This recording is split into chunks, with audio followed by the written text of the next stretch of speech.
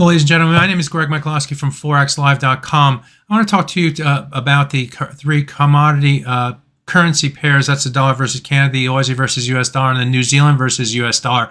We saw the CPI data in the US come out hotter than expectations, and all those three currency pairs were fast moving to the upside for the US dollar, to the downside for the currencies.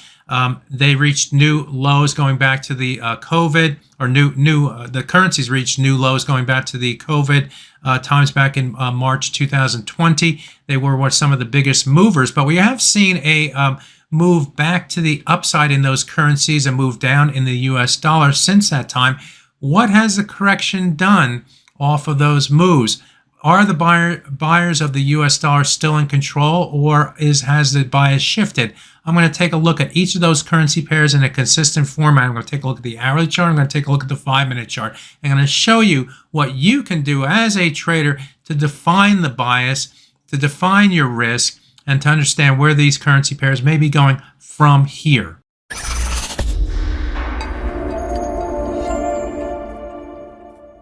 Let's take a look at the dollar versus Canada. This is the hourly chart. And what do we notice on this chart? Well, the pair moved sharply above the high prices here. These high prices through here, here, and here formed a ceiling. Earlier this week, the price moved above this ceiling right here, but could not sustain the momentum. And we reestablished resistance against that level here, here, here.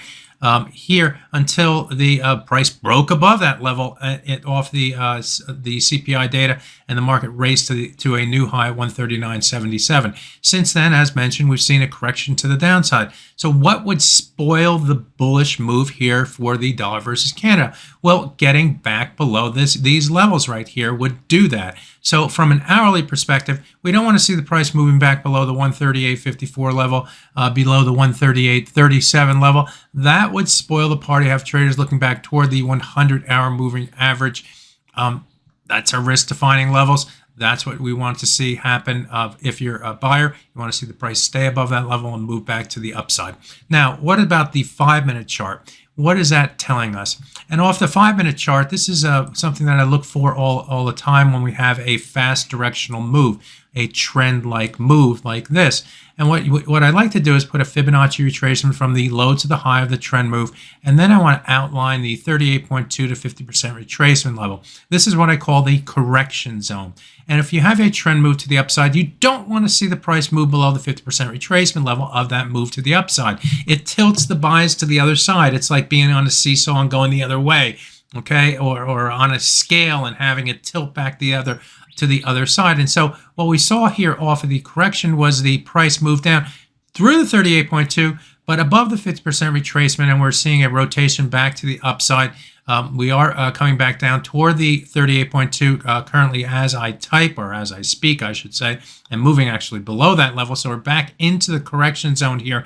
But as long as the price can remain above this area through here, then I still consider the buyers more in control. We should still potentially see a rotation to the downside and then move back to the upside as long as that level can hold. If it can't hold, then then all bets are off, and we should see a further move to the downside as the trend type move fails. Okay, so watch the 138.76 level here. Watch a move back above the 139 level and more momentum to the upside. That may give you a clue as far as this currency pair goes in the short term, and give you ideas as far as the bullish or bearish bias going forward. Now let's take a look at the Aussie versus US dollar. And similar to what we saw in the dollar versus Canada, we did break below some key support levels.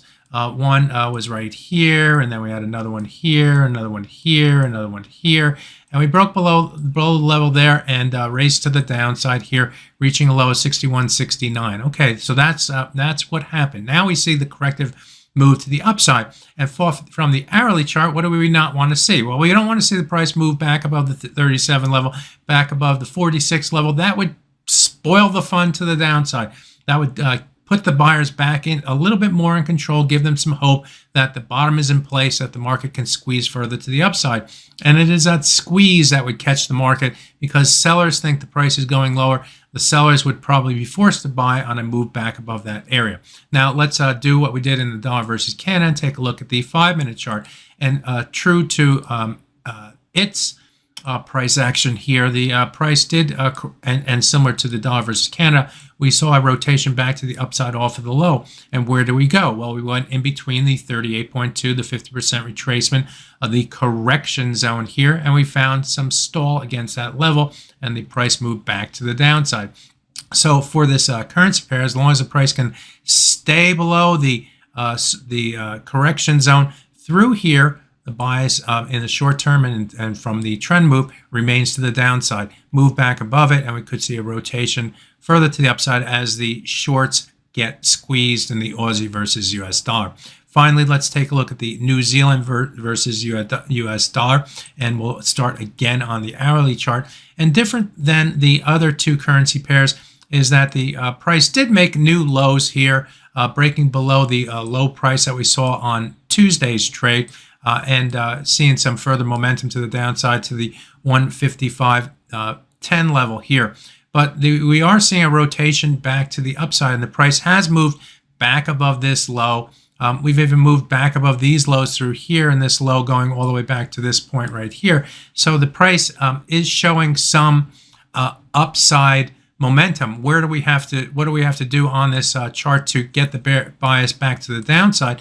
And I would focus probably on this low right here as a level that we need to get back below. And you can see that the price has been able to hold above the 55.34 level on the current hourly bar. So we do need to get back below that level to increase the bearish bias in this currency pair. Absent that, and the buyers are making a play, okay? They're still in the game.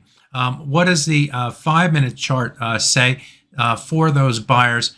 Are they taking more control? And if we look at this currency pair and apply the same rules that we applied to the Aussie and the dollar versus Canada, the 38.2 to 50% retracement of the trend move to the downside has been able to hold resistance through here. And so if the buyers are to take more control, we are seeing some of that control being taken on the hourly chart, they need to see the price move back above this area and start to look toward the 100-hour moving average. That would be a more positive intraday move here for the New Zealand versus US dollar. Absent that, and we are still seeing the sellers in the short term are still more in control, and we could see a further move to the downside despite what the hourly chart is saying. So there you have it. A look at the three commodity currency pairs and their price action today. I hope you learned from this video. My name is Greg Michalowski. Good fortune with your trading. Bye-bye now.